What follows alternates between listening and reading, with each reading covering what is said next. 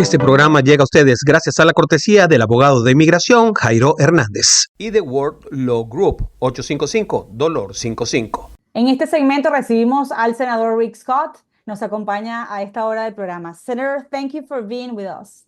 It's always great to be with you. I will start with this. How should Venezuelans interpret Granel's visit to Venezuela?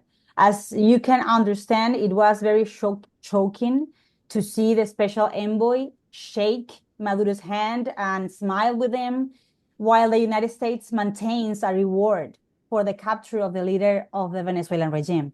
Somos una firma de abogados especializados en accidentes, con más de 20 años de experiencia. El año pasado ayudamos a más de 2.500 familias. Nos dedicamos a ofrecerte un servicio personalizado para conseguir la mejor compensación posible. Si sufriste un accidente, no esperes más. Llámanos. Soy Hani Martínez Ward, 855-DOLOR55. Well, first off, here's the positive and the negative. The positive is he brought Americans home. That's a positive. The positive is that Maduro has agreed to take back the thugs that have been brought into the country during the Biden administration. That's a positive. The negative is, what I said very publicly is what the most important thing he could do after that was find out when Maduro is going to leave power, and that didn't happen. So I think it's disappointing that Maduro's not left power. The positive is the Trump administration does not recognize Maduro as a legitimate president. The positive is that President Trump has been vocal that he's going to continue to stand with the Venezuelan people, but he does want to get rid of the criminals that have been sent by Maduro. As we know, Maduro's the head of Tren de Aragua, and so Trump's going to work to get rid of them, get them out of the country. My hope is that either they go to Guantanamo Bay or they go to El Salvador into a horrible prison for the rest of their life. But you are still expecting that this third condition will happen at some point? So I'm very optimistic. I'm going to continue. I'm going to continue the fight. I know Marco Rubio is going to continue the fight. President Trump will. Michael Waltz, the national security advisor, is going to. So I'm optimistic that there will continue to be focus during the Trump administration on Maduro leaving power, and I'm not going to give up. I believe it's going to happen. I'm still very thankful for the people of Venezuela that went out and voted for Edmundo Gonzalez. I'm thankful for him, María Corina Machado, everybody that's fighting for liberty, and I'm going to do everything I can to help them. Does this administration perceive Maduro as a threat to the national security of the United States? And if so, what are they willing to do to prevent it from continuing to be a threat? Well, I think there's no question that America believes Maduro is a threat to our national security. That's why we're sending people back to Venezuela. That's why we've closed our borders. Now, the right thing to do is to do everything we can to make sure Maduro's out of power. And so I'm going to do everything I can. I know Marco Rubio is, President Trump is, and Michael Waltz is. Does this administration still think that Maduro is a narco-terrorist? Yesterday, David Smolansky said in this program, in this show, that the United States put the same reward for Maduro and Osama bin Laden, but they don't treat Maduro like Osama bin Laden. Yeah, well, they still believe he's a narco-terrorist, which he is. They still believe he's the head of El Tren de Aragua. So we just my focus is, every time I talk to President Trump, I bring it up. Every time I talk to the administration, I bring it up. I just keep fighting every day. Do you think that the United States and this administration agree with the president of Chile that Maduro is the head of the Tren de Aragua, the TDA? Absolutely.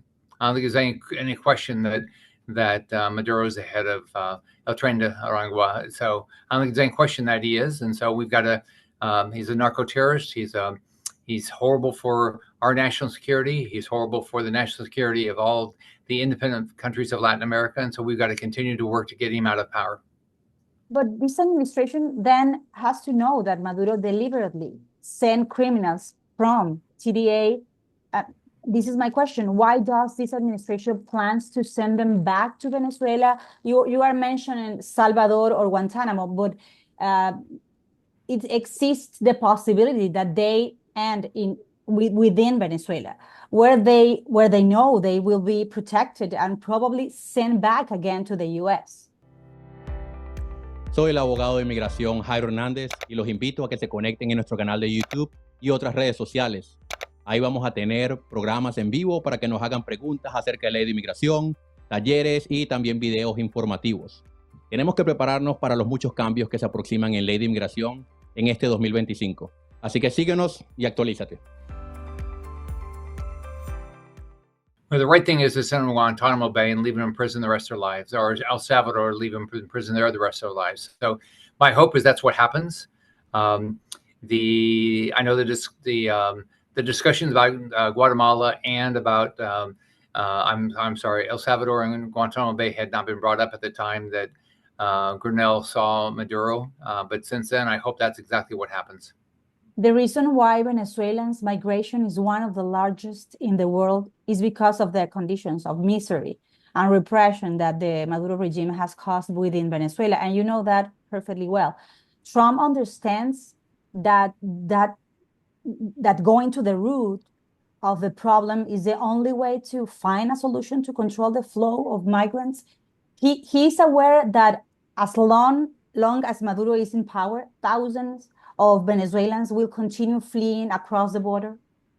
Yes, I talk about it all the time. I'm going to see members of the Trump administration today. I'm going to bring it up again today when I see them. That the only way to stop this is with a democracy in Venezuela. We had an election. Amado Gonzalez won, and we've got to do everything we can to get him inaugurated.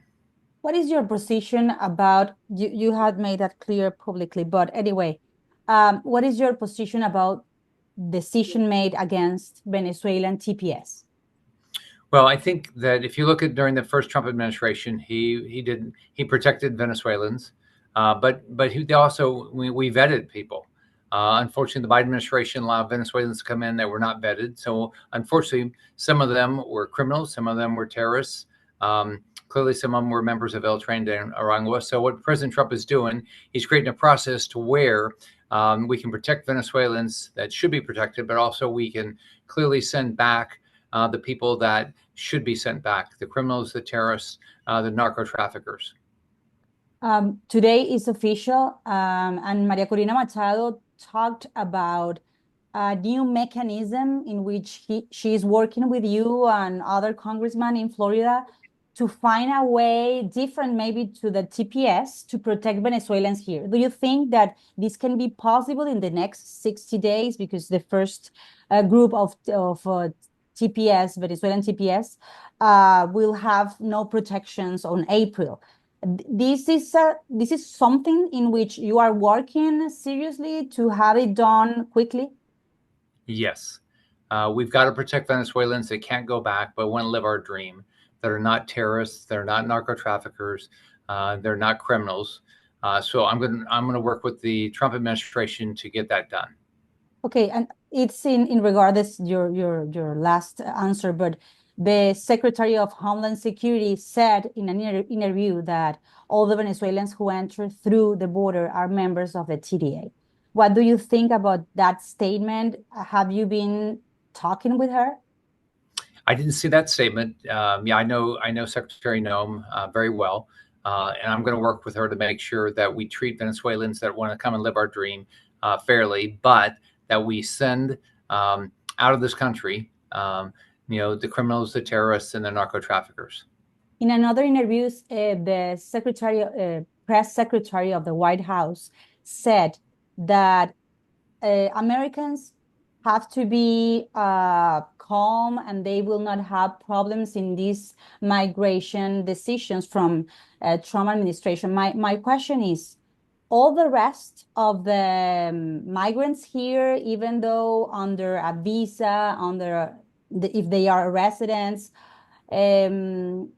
TPS, another kind of legal protection, they have to be worried about be sending back to their homes. Just American people has to be protected. It will be protected. Well, first off, President Trump got elected to protect our borders. President Trump got elected to protect American citizens. That's what he got elected to do. And that's very important what he's doing.